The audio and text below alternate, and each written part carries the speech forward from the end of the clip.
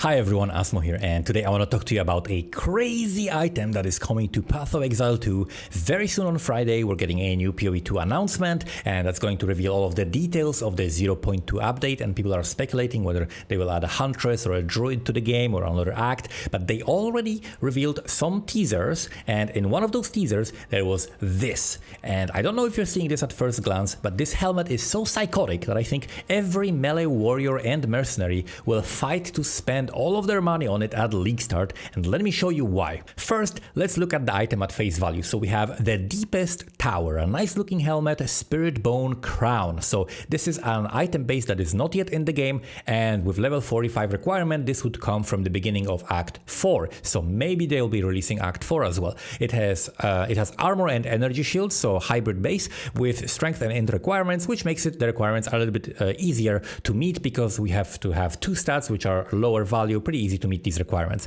And that has increased armor and energy shield, so that's pretty nice. We have life and chaos res, which is great because normally when you're equipping uniques, you're sacrificing attributes, right? You're sacrificing resistances, you're sacrificing life, and here we're getting very useful stats that you definitely want when you're like in the second half of the campaign, entering maps, early maps, stuff like that. Very, very, very useful stats. And then of course it's all about the bottom line, which says enemies in your presence count as being on low life. So what does that mean exactly?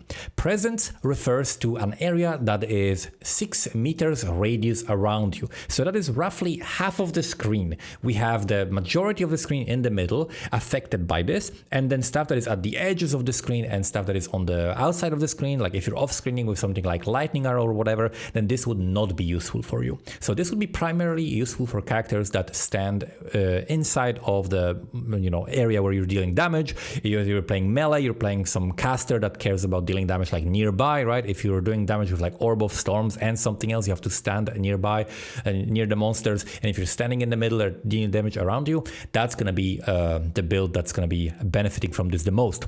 And then it says about low life. What is low life? Low life simply refers to a target that is 35 or below of their maximum life. So the top 2/3 of the life, this doesn't matter, but the bottom 1/3 of the life, that's what low life modifiers affect, right? So let me quickly jump into the POB and let me show you what we can do and how we can benefit from this. So we're here in the bottom side of the tree, and we have two clusters that have modifiers that give us damage to the targets that are on low life. So 30% increased damage with hits against enemies that are on low life. So keep in mind, we will not benefit really from doing damage over time, poison, dots, or ignites and stuff like that, but it does apply to hits.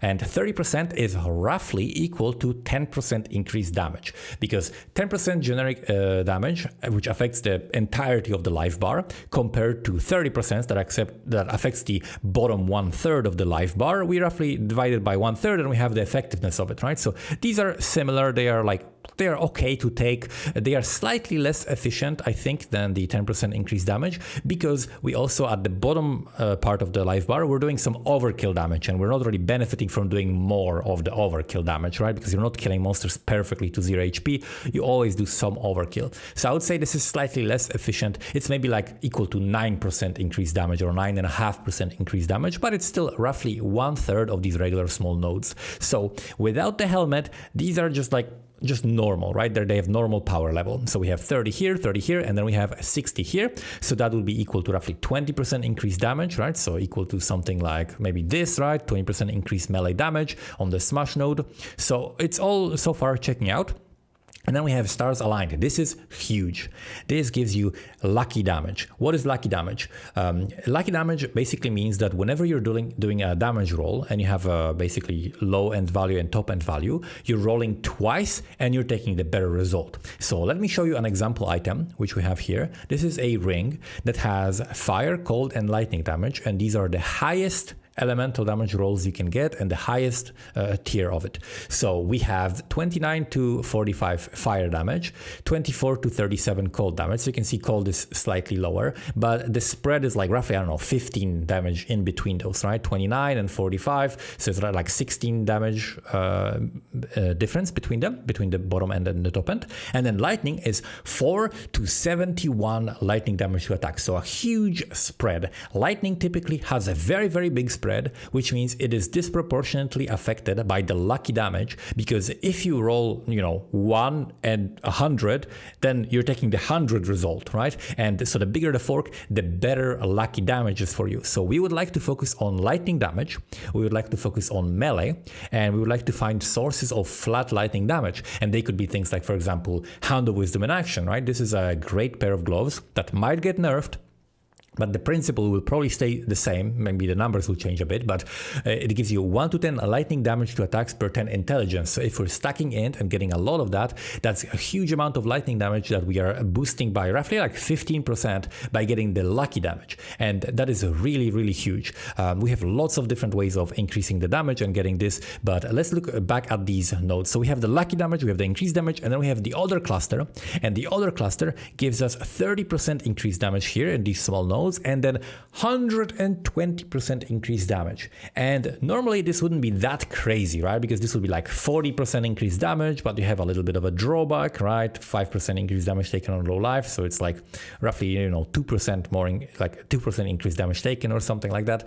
So this normally wouldn't be that crazy, but with the helmet, we take a full effect of it. And there is even more that we can do with this, right? So there is an Ascendancy. There's actually 2 Ascendancies that can take advantage of the helmet. One of them is the Witch Hunter. So Witch Hunter has modifiers here that say 35% increased damage with hits against enemies that are on low life. So this is straight up, 2 of them are 70% increased damage with the helmet on. So Witch Hunter could potentially benefit from that helmet a lot. But there is another Ascendancy that can benefit from it even more. Even with just these 2 clusters, we have Titan, who has Hulking Form, that gives you 50% increased effect of small passive points. And that is actually a huge difference because these numbers are very large. So instead of getting 30% increased damage, if you select this, you're getting 45% increased damage with hits. So, and that applies. Instead of getting 1/3 effectiveness of that, so 15, instead of getting 15 damage, like realistically, we are getting the full 45% increased damage for the whole health bar of the enemy. So if we select a melee skill, like for example, Tempest Flurry, right? Popular skill that people are using with a quarterstaff, lightning damage focus, and we're going to be stacking a bunch of flat lightning. We can stack int, right? Which is also really good on the Titan because we can, benefit from some smaller passives and things like that. We can take a lot of travel nodes and get a lot of int that way. We can do so much. But if you look at the support that I have here also, that's another thing that can boost our damage. So this is Execute. So supported skills deal 40% more damage with hits against enemies that are on low life. Typically, this is not that strong because again, this is like 13% more damage. So that's a very low amount, like effectively for like every other character. So it's not very widely used. But if we get the full effect of it, right, and it affects the whole bar, then this is going to be the full 40% more damage multiplier. And that is absolutely huge. So now let me show you a little trick. We're going to do a little simulation, okay? So we have this Tempest Flurry here with the Execute, nothing else. We have just a random steel point quarterstaff, that's like a level 28 item. And we have only these passives, right? So we have only this and nothing else. And of course we have the Hulking Form. This one doesn't really give much. This just gives you like inventory slots, so it doesn't affect the damage. So our character right now would be doing 100 DPS. How much do you think we're going to be doing after I equip the helmet? I can simulate equipping the helmet by clicking, is the enemy on low life, right? And that's going to simulate equipping the helmet. What's going to be the difference? What do you think? We're going to do twice the damage? We're going to do 3 times the damage? How much do you think we're going to do? You can write your prediction in the comments below and see if you're close or not close at all. So we're going to be doing 1,400 damage. This is like DPS, absolutely insane. Like this is 14 times the damage. Ridiculous, because we're getting 540 increased and we're getting 40 more multiplier. So this is a huge amount of damage. This is basically like, your build, you're happy to get started with that. Like if you enter mass and that's the numbers that you have on your build, you're happy. Like if you add a couple of support gems, if you add some other like sources of flat damage, right, levels, better weapon, all of that, like you're gonna be scaling your damage the base scaling on your build is gonna be already so good. You're gonna be doing all content very, very easily.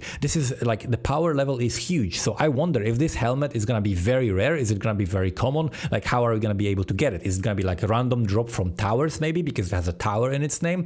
Who knows, right? Maybe it's gonna be like dropping already early in the early acts. The level requirement doesn't really tell the story, right? Because for example, the Hand of Wisdom in action has like level requirement 52, but it drops from, you know, pinnacle boss.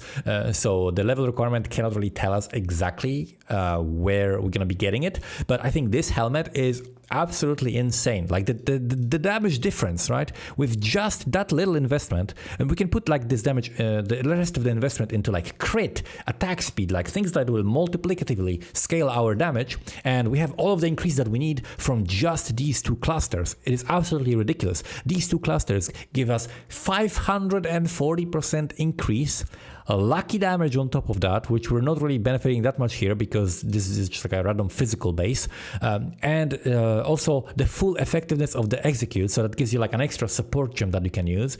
This is a huge amount of damage, like going from 100 DPS, equipping the helmet, to 1400 DPS, right? 14 times the damage is absolutely insane. Again, if we are stacking like other sources of increased damage, of course that's gonna get less and less effective, because the more increased damage you have, the less it benefits you. But it's no problem. Like we can just stack crit, we can just stack attack speed, right? We can just get more attack speed, more crit, and different multipliers to our damage. We can focus on like shock effectiveness, penetration, lots of different things that we can do to multiply our damage, to make sure that we're not really over investing on the increased damage. And just these two clusters will give us all of the increased damage that we need.